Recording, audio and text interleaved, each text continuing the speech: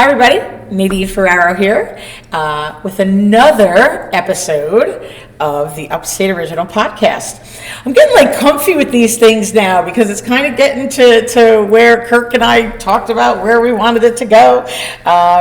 Yes, I have Kirk Cannon behind the camera there. He's working pretty hard. And just super excited where this is going and that so many people are watching and commenting and calling us to come on the podcast. And I'm really, really excited for today's episode for so many reasons, which we'll get into. I do want to thank People's Place.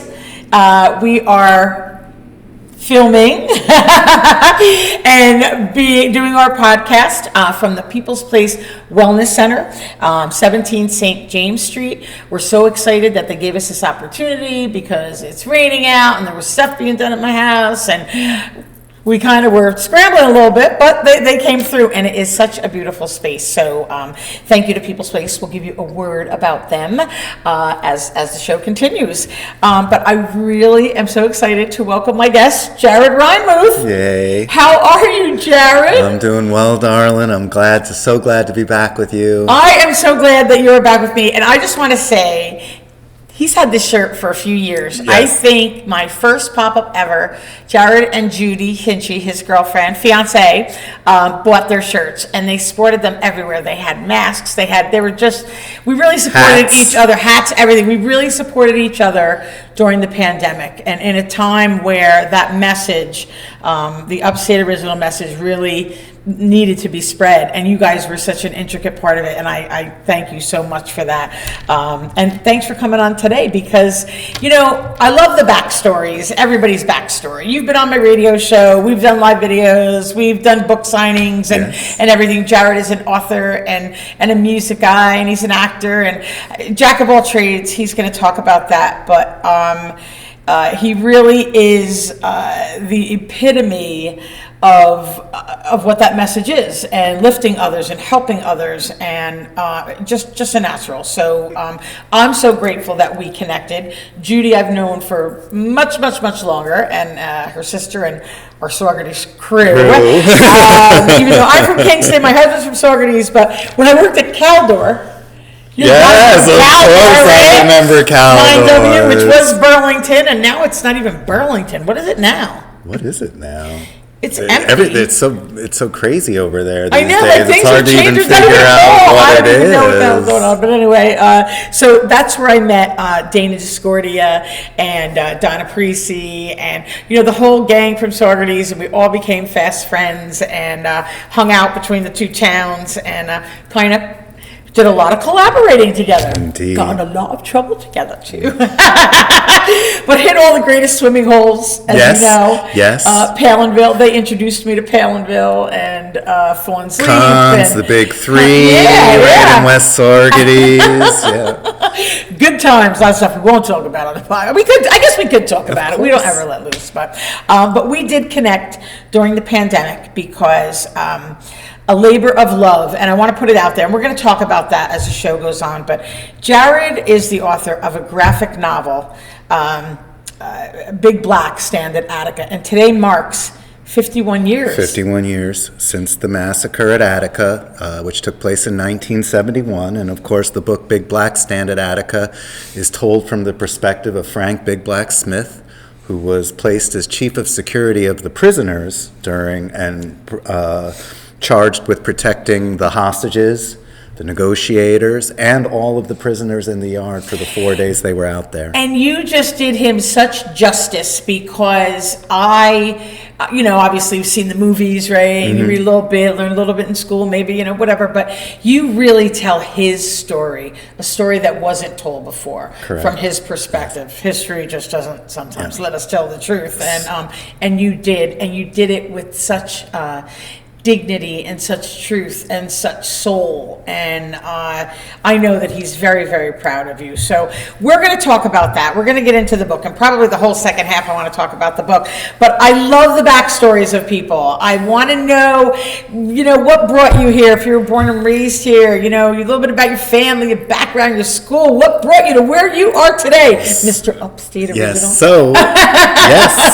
So my journey begins, and it's it's strange. It's one of my earliest childhood memories. We were in our family apartment on the Upper West Side of Manhattan, 114th and Riverside, 420 Riverside Drive for all of you who like 420. Love it. And I always found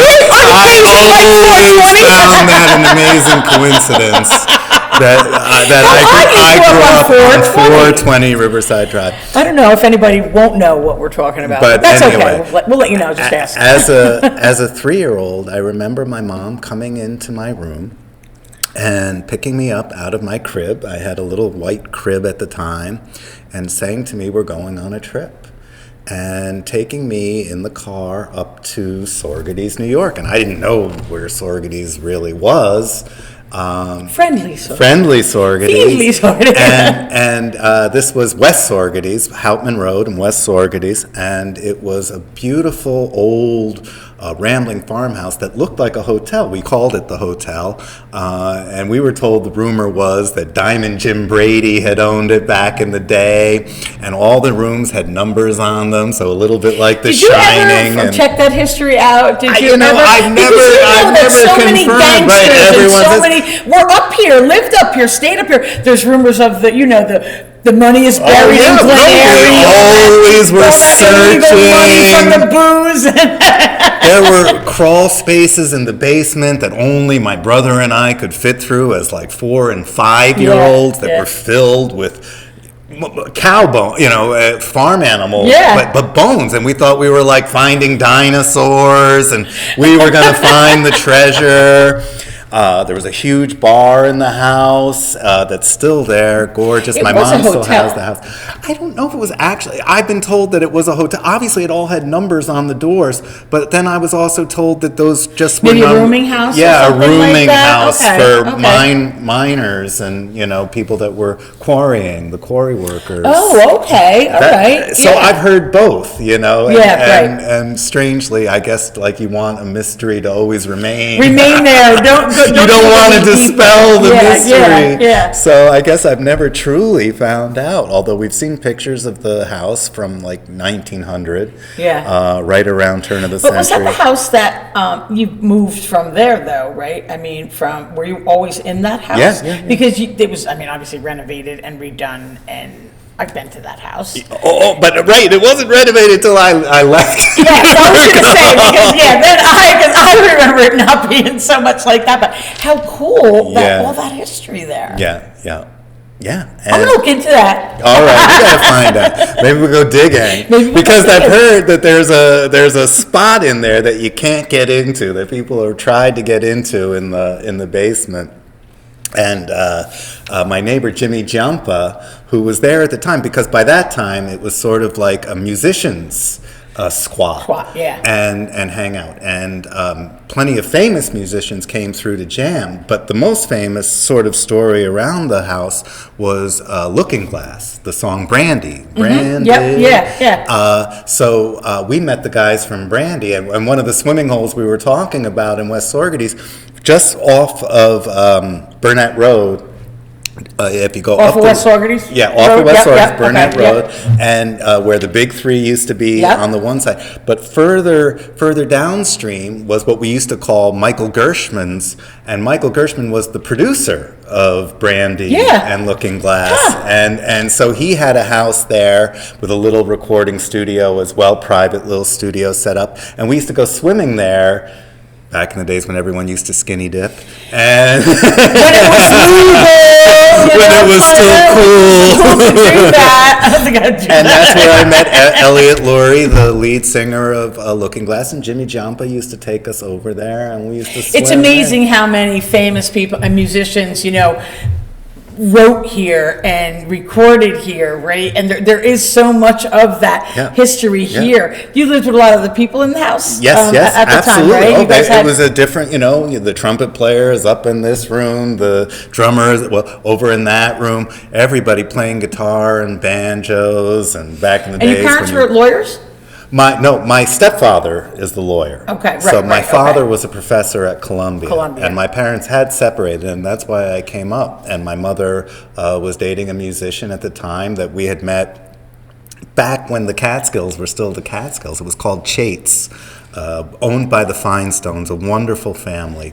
And we used to go up there for the summer. And Now, Catskill, so was it like by the Catskill Game Farm? So no, you're talking that Act way. 209, Yes, that because you way. know that. Accord. When you came to the Where the Catskills, you were resorts either were. going Yes, to, what was yes. the resort in, up by the Catskill Game Farm? Oh my gosh.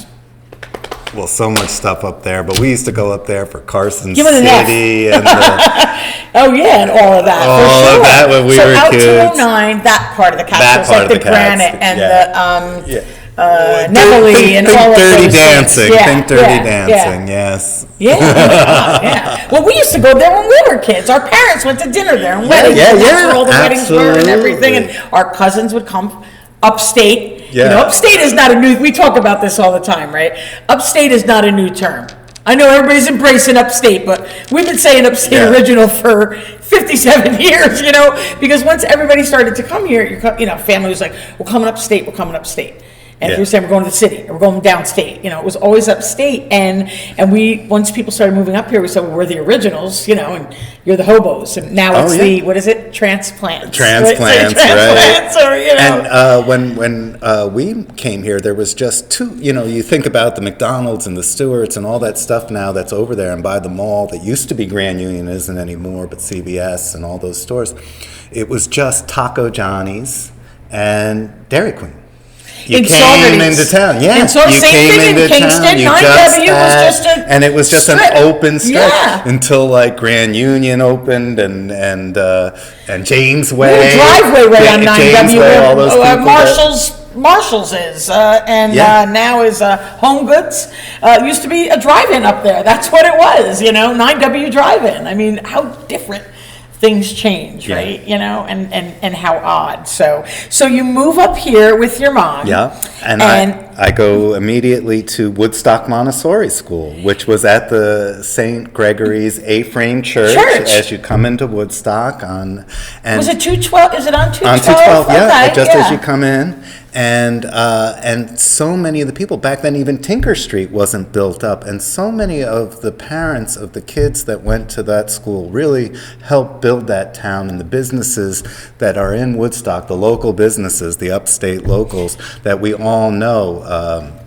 Woodstock Design, the Kramers, Joshua's Restaurant, the Schachters. Yeah. The general store, I do remember the general store being there. Yes, that was there. And, because we were kids, holiday time at Christmas time, Yeah. we'd take a ride up to Woodstock, let's go for a ride. We'd drive to Woodstock or, do whatever. Now it's like you're 5 minutes, you're there in 10 minutes and no problem. I was there when Jarita's Garden opened, which of course, is the flower shop. It's a flower shop, yeah. That yeah. March Gallagher, Yes. our comptroller and candidate for county executive, she and I went to school together, and her parents opened that place. And these people were the hippies back back then, they were back the in the day. counterculture, Yeah, but then they built built a the town. businesses that are still there. That's why, it's so important, and I know people are probably so sick of hearing, and will never stop saying that. Local support local. These people, and it crushes me to see so many of these businesses have to close, because I love people when they come up from the city and they're building, they're setting a store, and whatever. I'm not down with the triple the price and charging Brooklyn prices, up Right. here, because we don't make Brooklyn money. We don't, up here. It's very difficult for people, hence the housing crisis, hence pushing people out, having to have people move. We have to work together at some point on these things. Too many local businesses closing, but also, when people came here, you wanted to know your community, right? You got what the local business is, and if somebody wanted to open another local business, they asked for help from another local. That's what we remember, right? That is Upstate original. That's how I remember it. So that's why I love you're telling this story, because that's the purpose of these podcasts, to remind people we love everybody coming here, but collaborate with each other, because we want to see you succeed, but we want the people that are already here to be able to remain here and stay here. Yeah, and I remember then when my sort of my life shifted from Woodstock more towards Saugerties, I went to Grantee Morse High School, Grantee Morse Elementary School, sorry, Saugerties High School later, but Grantee Morse, and when I got to Grant Morse, in the third grade, it was such a different thing, and I remember then joining Little League, things like that. And I remember it was like back at the time of the Bad News Bears, that movie, if you all remember it, with Tatum O'Neal and Walter Matthau. One of my favorite movies. Remember Dad taking us to the drive-in to see it. And the Sunset Drive-In, And yes, the Sunset Drive-In. I think it was the Bad News Bears, War of the Gargantuans. Remember War of the Gargantuans? That was the movie we went to see. And I used to remember like looking at all the different Little League shirts. Like now I played for the Saugerties Coal and Lumber Tigers. They had the business names on them. And I used to think that these were professionally owned teams. That's how you felt as a kid. But then you realize now, looking back, how these were again these local businesses help everybody. And even we say businesses, but then even groups like the American Legion or the VFW. Oh yeah, and so many, absolutely, so many of those organizations that were constantly giving back, and that's a big deal that these businesses helped everyone along for so many years. So the new businesses coming in, really, you got to give back too. This is what creates community. It's not just the respecting everybody's choices and do whatever. It's literally lifting each other up and helping them cement something, being able to stay here, being able to succeed and just put food on your table, whatever, support each other. And I know everyone does think, okay, I know a lot of people think buy local, and they think, okay, well, that puts money back into the economy, expands the tax base, and all that is important. But like you said, there's much more behind the scenes that these businesses, and okay, I've given the most obvious example of a Little League team. But like even when we talk about the things that you and I are very passionate about, animal rescue, feeding hungry people, how local restaurants are on the front lines of that. Small business, local business. Without a doubt, constantly giving, constantly. I hang out at at our local pet store in Saugerties. It's wonderful. It's called Saugertales. I know Saugertales. Yeah. So they work with the SPCA all of those rescues. Without a doubt. Donating, educating, constantly, networking, and so it's just like things like that we take for granted. You do somehow. take for granted, and sometimes it's you can't please everybody. We have millionaires, billionaires, right? Sometimes coming here to the area, and they're putting money into these great organizations and grassroots organizations, and really giving back and helping. People are complaining about that. You know what I mean? It is really and truly, the way it used to be was, if you didn't like something, don't buy it, right? If you didn't like a person, don't shop at their store. If you didn't, whatever. But to constantly, and I know that's social media, the constant criticism and the not being happy and the not being whatever.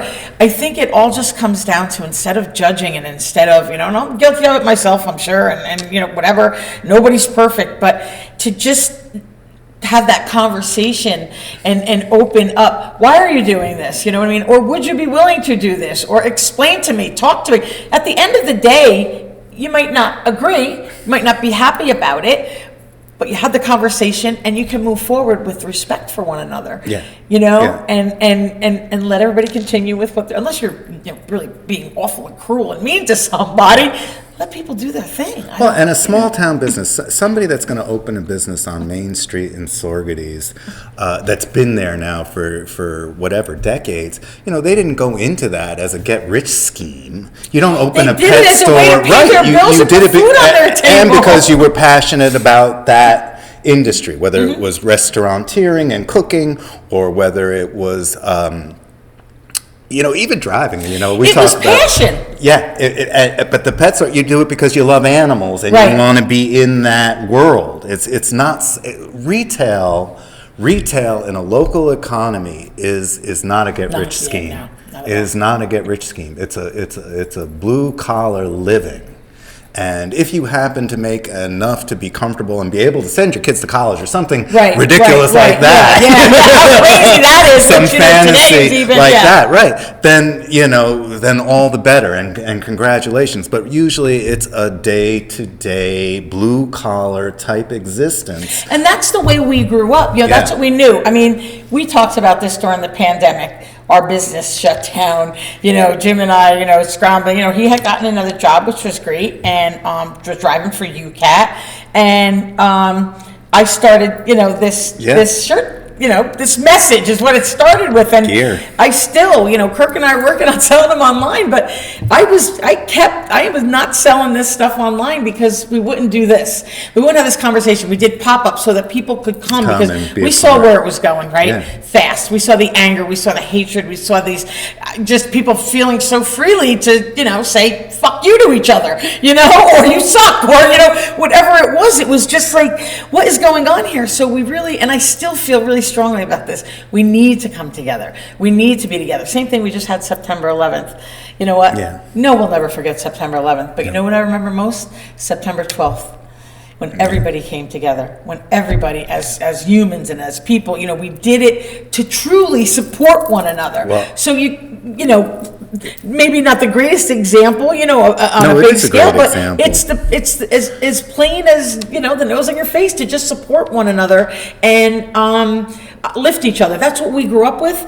I understand things evolve, right? People evolve and times change, and they're different and everything, but it's what we know. We don't want to lose our history. That is our history. So for new people that come, I just so embrace them, and I think they come with the greatest ideas and whatever, but you have to be respectful of, people that are here and know that, we sometimes are in trouble. Housing crisis, school closings, or not enough employees to run businesses. You can't bitch, moan, and complain about it.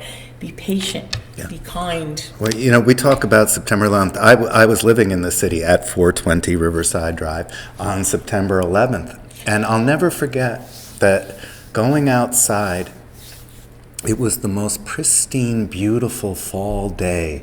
It felt like we eventually sold it. But it was there all those years. It was there all those years. Okay. My parents were married in that apartment. Oh. It was my grandparents' apartment originally that passed on to my parents, and then the three children after my father passed on, my brother, my sister, and I took it over, and with my mother, of course. Right. And so it was our family homestead, and we used to call it Saugerties on the Hudson because it was one of those rambling old apartments with plenty of rooms in it, and we always had Saugerties roommates all the time, and Saugerties friends, and we would have Saugerties parties like we used to have back in the day, only it would be there. And on September 11th, the most tragic of days was this juxtaposition of this beautiful, beautiful weather. And all of a sudden, what was going on? We were all glued to the television, just screaming tears. But all of a sudden, my doorbell would keep ringing. People that had come and had flown into New York and then were coming to Port Authority to take a bus up to Saugerties had no way of getting home. Everything had shut down. There was no way out. I had friends from Saugerties that walked and all of a sudden rang the doorbell and were like, I had nowhere else to go. I was but they knew that they could come. Yes, are you kidding me? People of course everyone was stunned. No need to apologize to me for ever coming to my house. Yeah. But I'm sorry, I didn't know where to go. I didn't know what to do. I'm like, but that's you're how here. We were raised. And that's how you were raised, and that's how we were raised, and that's how, and I know not everybody can be like that or will be like that or whatever, but don't forget that where you came from, because that's right. How many times I remember spending the night at your house and staying over, Amy and stuff, and her at my, we just, my parents never knew who was going to be there in the morning. They fed everybody, they did whatever. You opened your doors to one another. Those are times that we shouldn't forget ever, because hopefully no ever tragedies. We don't ever want tragedy. By no means, but you don't know what's going to happen tomorrow. No. So be kind today, and when shit hits the fan, remember to be kind. Don't grab the life jacket and leave everybody else sinking. The old Titanic there. Yeah. But it is to help people, and I know that you came from a family like that, and I know that that is why your story led you to write this book and spend so much time with Frank Smith and his wife and your stepfather taking on the case, and the whole entire story is just fascinating, and we're going to talk about it as soon as we come back. We're going to take a really, really quick break, and I'm just going to read some words from People's Place. The People's Place mission is to feed, clothe, and respond to essential needs of the people in Ulster County with kindness, compassion, and the preservation of human dignity. How odd that we are in this space today talking about that.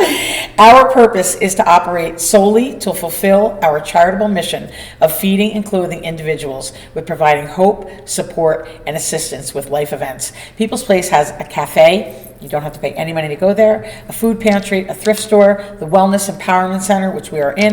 They're open Monday through Friday, 9 a.m. to 1 p.m., and Wednesdays from 5 to 7. You can pretty much find anything that you want here. 17 St. James Street, Kingston, New York, 845-338-4030. And the website is www.peoplesplace.org. They are celebrating their 50th anniversary this October, and it's going to be absolutely amazing. Thank you. Big, big thank you to Christine Hine, the Executive Director.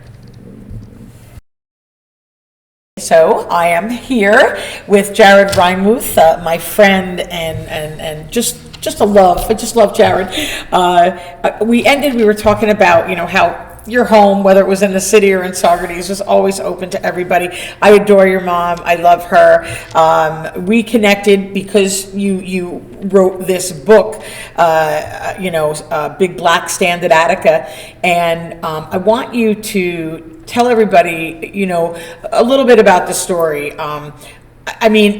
The community embraced you. I want to put that out there. We got together and we did a radio show from that. We did the book signing. Yeah. We did, it really, and it's off the charts right now with everything that you're doing with it. So please tell us about that. So, yes. So first of all, again, just a part of the Upstate original, Frank and his family used to come to our house on Houtman Road and spend vacations and holidays and big events and just get away. And that's where I really got to know him really well, and his wife Pearl and their son Otis.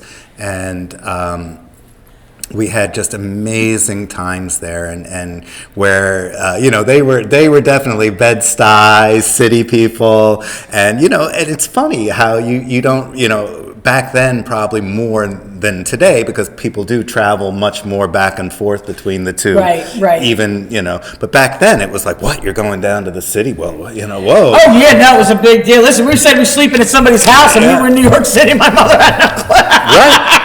But the funny thing to me was that a lot of city people were scared to come to Upstate. Up with us Hicks. Well, they thought that they were going to be like aliens and what, out in the woods and wild animals. I still talk to people that think they're Hicks, Jared. And so there was also a strange fear from fear from the unknown. And so it was so funny to sort of be from both worlds and see both groups kind of be scared of the other place. They were like, well, wait, what? And it happens. What was the connection?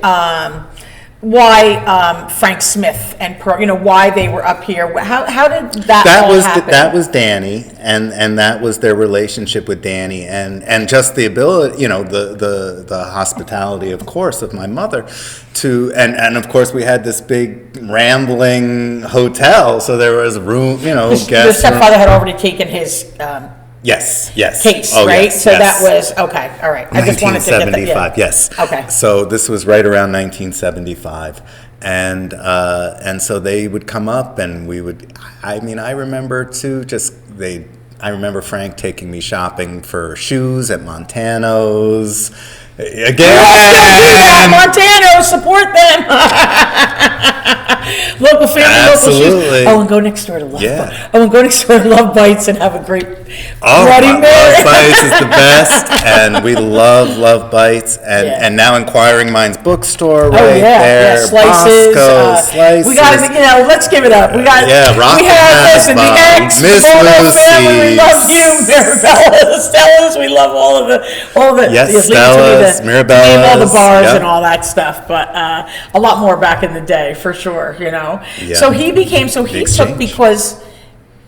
because the story, and of Frank Smith going through everything that he went through the day of that massacre, he was like the go-between, right? Yes, and that's why he was singled out, because he had been chosen, and the wonderful drink you invented that night, the coach.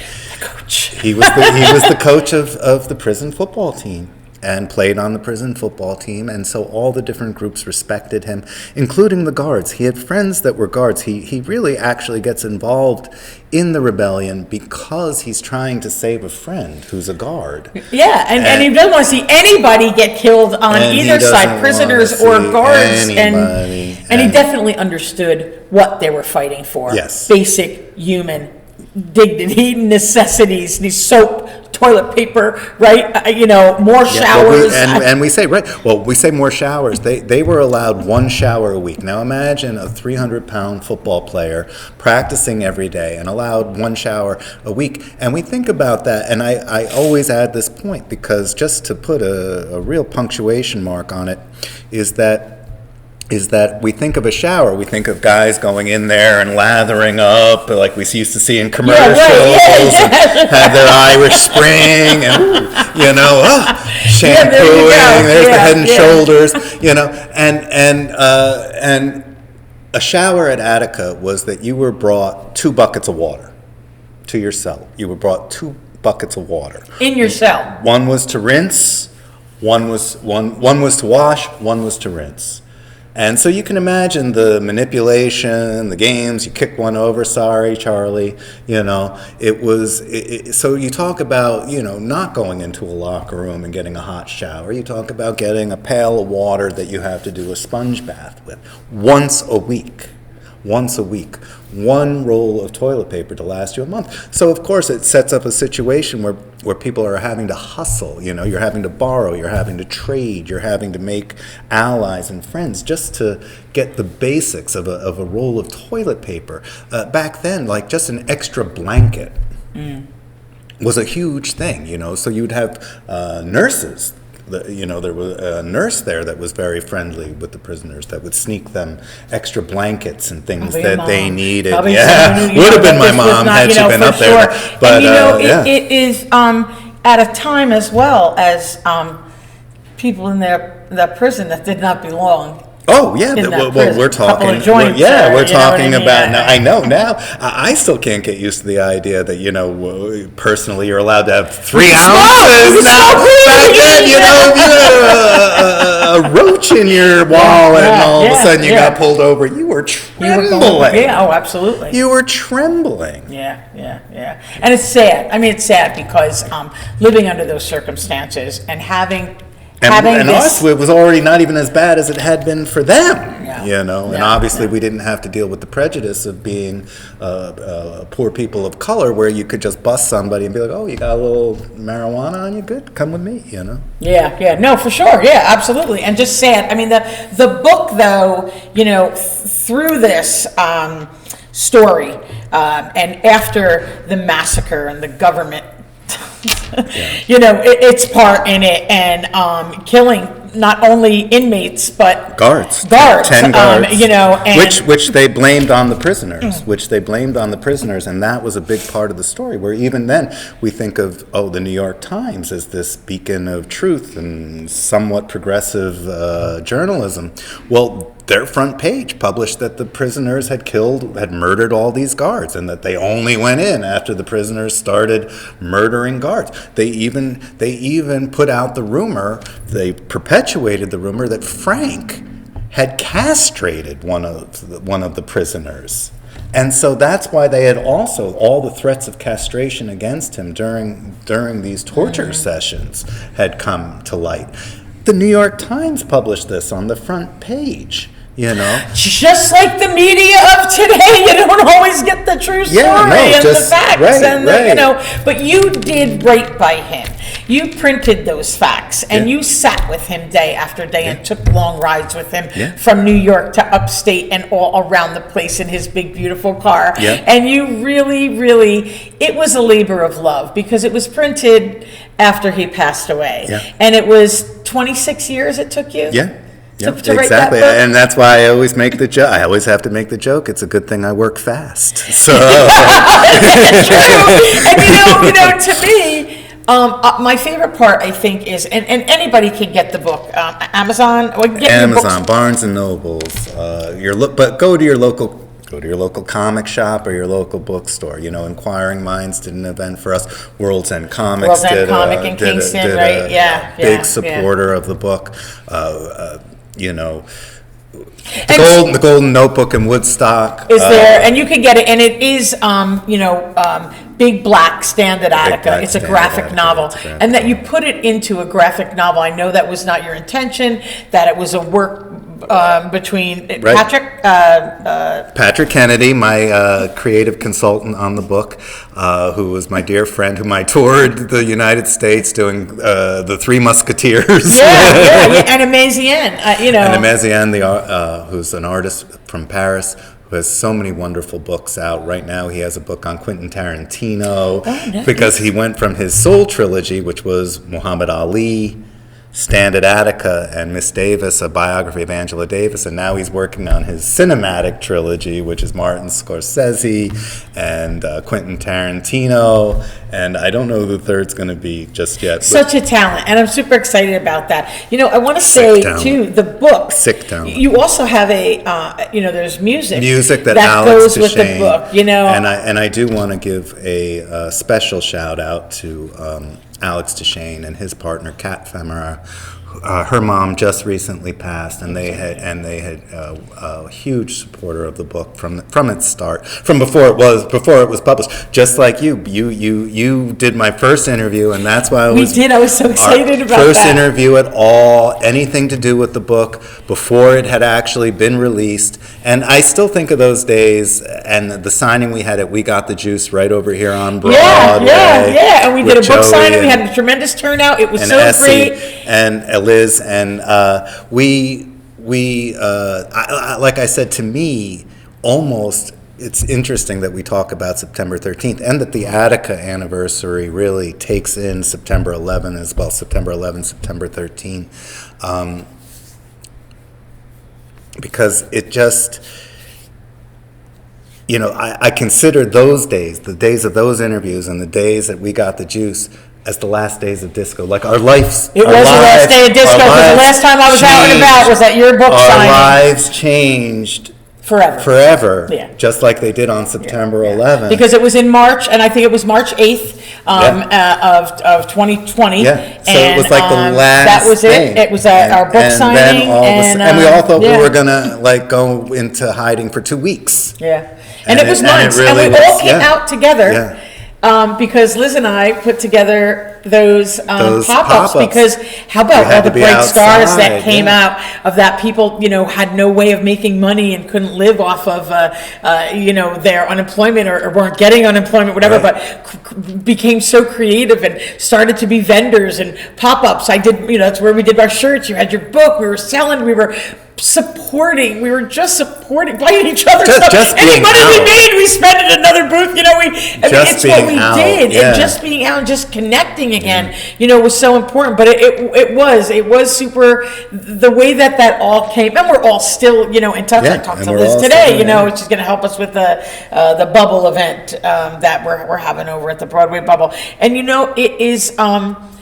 It's so funny because all of our stories and all of our backstories, I think, begin and end with lifting people and helping each other and wanting to see each other succeed. And I know how hard your stepfather fought to win that case for Frank and Pearl. And I know how hard, it was just in him to do that, just as well as you working so hard on this book to make it right. You were constantly questioning yourself, well, how do I make it right? How do I make it right? Is he going to be happy with it? And I assure you that he is. The book is also in other languages. Yes, the book is in French and Spanish, in hardcover, both in French and Spanish, and hopefully we'll pick up some more languages along the way. Archaea, Boom Archaea, Boom Archaea is your is my English publisher. Is your English publisher, yes. Right? Okay, and then it's other companies for other. Okay. Yeah. Now I'm going to ask you: any talk of a screenplay? There is, and there is. There has been, and we're constantly in touch with Boom as they're trying to, all these corporate kind of things that get on between once something as simple as a book, I say, but getting into that other world becomes like a whole other journey, and they, as a small, as a comic book publisher and graphic novel publisher, they deal then with larger corporate entities, and so they are currently negotiating a movie deal that goes between them and another company. They were working with Netflix, and so how that relationship is going to keep going is going to say a lot for how this develops as a film. But we've had, obviously, people who want to come and use the narrative for either documentary rights or other types of rights. So something will come of it. But I love that it's with this book, because this is truth and fact, and we know this to be true because it's words of Frank Big Black Smith, who was there that day. It is in court documents. It is in, verified and over-verified, re-verified. We know this to be true. So I would love for that part of the story and that piece, to come out, because any other movie was not. Right. It was a more generic. Right. It was more generic, and this took a much more specific. And because we had Frank, and because Frank was such a wonderful storyteller of the oral tradition of storytelling, that he could transport you with his words, and that he just loved. We talk about the age of Uber and driving and drivers. Well, he just loved to, he was the guy that called you up and said, I'm going to be downstairs in 20 minutes. Come on out. We're going to go get lunch in Brooklyn or something. And then you'd hop in the car. And go, right? And so how you doing, Joey? What's going on? And just a regular guy. And, and to have been, to have gone through so much, and his story, why he was there was something stupid too, you know what I mean? Minor, not even a lot, to end up in prison, to end up in that situation, that story. And we're not getting too into the entire story, because we really do want you, the purpose is buy the book on audio. No, it's not. So not on audio, because you really want to do graphic. Because you really want it to be graphic, and you really have to look at those pictures, and you really have to. But you can buy it on Amazon. So you can buy it on Amazon. You can also buy it on Target. Barnes and Noble, Target has it, and that's where I got Walmart.com. Yes, has it. So the book can be gotten anywhere. It is Big Black Stand at Attica. Correct. The story of. Frank Big Black Smith and the Attica brothers, and just to bring it back to that, which again, that is an upstate story. That's right outside of Buffalo, Attica, New York, much further upstate than us, obviously, but it's a very local, it's a very New York story, it's a very upstate story, but it also is a downstate story because most of these prisoners were from the city. And again, that's that pipeline, that prison pipeline that began the mass incarceration system and also cut off the support systems of these people in order to rehabilitate themselves and be better people and be what they really should have been. And so it's an incredible story. And September 13th, always, all of the Attica brothers that I'm still in touch with, and Frank particularly, this was a time where the PTSD really hit hard. really hit hard. Just like we all know, September 11th hits the nation in a PTSD Absolutely. way. Absolutely. This was a very specific event, and September 13th. So, And personal. So right. So Physical. to the brothers and the survivors of Attica. September 13 is a very solemn day, and it was a day where Frank's PTSD would kick in, and Pearl, his lovely wife, who is a co-creator now in the book, and just as important to it. I say just as important, but just as important as I am to it. Sure. You know, she had to really pull it together during this week.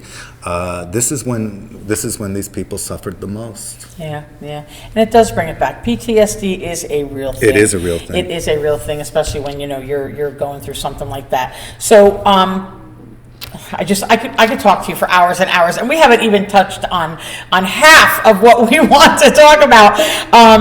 What is your next gig? What are you doing? What's going on now? It's so funny because I really,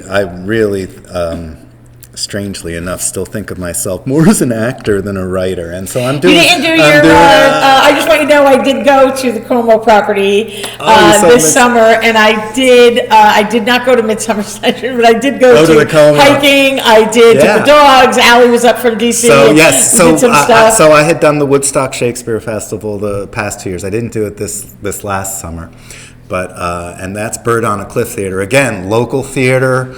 Local artists. We had so much fun going. Right, local, always. It's so important. And so I do a lot of work with Saugerties. Round the Bend Theater is a new little Saugerties group and shout out Saugerties. And so I try to go, and I did a reading just. Are you doing those things now? Yeah. Tell me, my man. I know. So, on top of it, it's again. Listen, Judy tries to stay on top of this shit, but you can't be doing it all. It's again the humble upstate things is that I'm like, I joke, I'm the worst self-promoter on the planet. And But I know, because I see you listen to my stuff, you watch my stuff, you follow, I want to follow you and do all that stuff. I follow you as far as, the book. I get notifications of what's going on with it and what you're doing and all that stuff. But I knew you weren't doing the Woodstock, the Berkeley Theater today. But if you're doing other things, we want to come. Listen, also, what a great night out. Yeah. We go for dinner after or something. And you are such a great entertainer. And I'm horrible. We did an event at the Orpheum Theater, which is now Upstate Films. Yes, Upstate Films. Upstate Films. And my dear friend Katie Kokonos and her husband Alex Rappaport were so important to getting that up and going. And I actually, again, not just being an actor, but being a worker. I work for Frank J. Mangione Incorporated, which does plaster restoration and tile work. So I did a lot of the restoration myself, actually, in the lobby of the Orpheum. Oh, really? Which was, again, you talk about the Bad News Bears. We used to watch porn there! Yeah. That was a porn theater! But before that, it was not. Before that, I saw Butch Cassidy and the Sundance Kid there. American we Graffiti. went when we were younger, but then during that, it was like the 70s, right? Yeah, Kinda. I think in the 70s it turned into a triple X theater. Theater. But we could sneak in every now and then. But now it's back, and we had an event there, and they're doing incredible work. Everybody's saying Nene, I knew she was a perv freak. Yes. But it is the most beautiful. It is a gorgeous theater. And listen, any of these old buildings, right, that we've been in, anywhere, whether it's on Broadway, through Saugerties, the architecture, the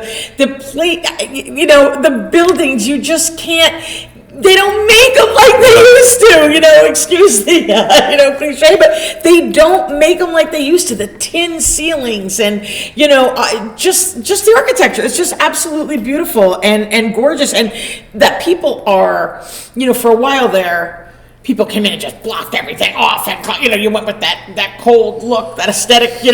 Now they're peeling that back, the layers. They're bringing back, and they're doing a lot of great work. A lot of the old buildings are being repainted and restored on Main Street in Saugerties, and it's just beautiful to look at. And you realize what we took for granted. Again, why I also love your logo is because it's, of course, obviously the Catskill Mountains, which again is something that I think growing up, I just used to take for granted, because when I started walking the dog in town, when Judy was living in town, when we first began dating, when I came back up here, and I would go to the high school, and I would come out, and I would all of a sudden see the view of the Catskills. The view is gorgeous right there from the high school. It felt like I was looking at it for the first time, and I was like, I say to my friend Henry and Dave that got me into hiking and came back up here before I did.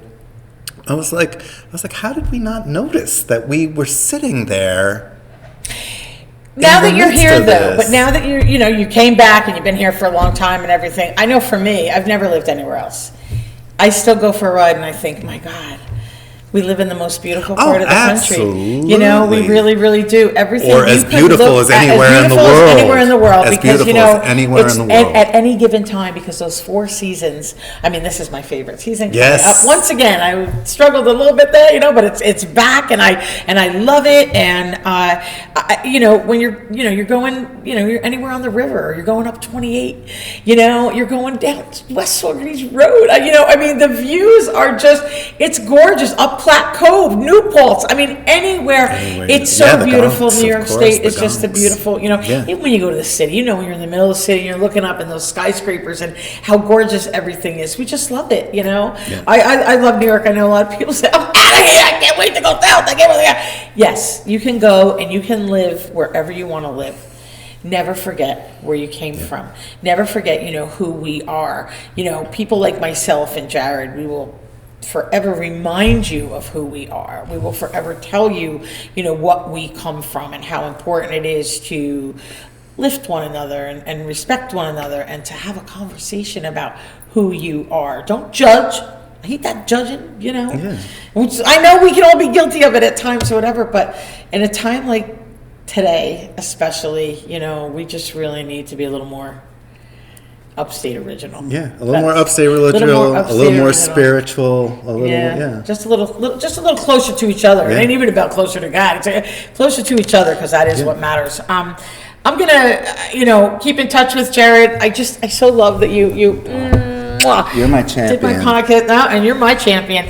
I want to give another word from my guy behind the camera, Kirk Cannon. The present and future of photography in the 845 and beyond. Follow him on Instagram at Kirk.Cannon. Contact 845-663-6618 to book a photo shoot today. There you go. He's my man. I want to thank People's Place, especially the Wellness Center, for hosting us, for being our sponsor this week. Once again, it's 17 St. James Street, Kingston, New York, 12401, 845-338-4030, www.peoplesplace.org. Listen, Jared Reinmuth, follow him on social media. Get out and buy that book, okay? Stand at Attica. Yeah, stand at Attica.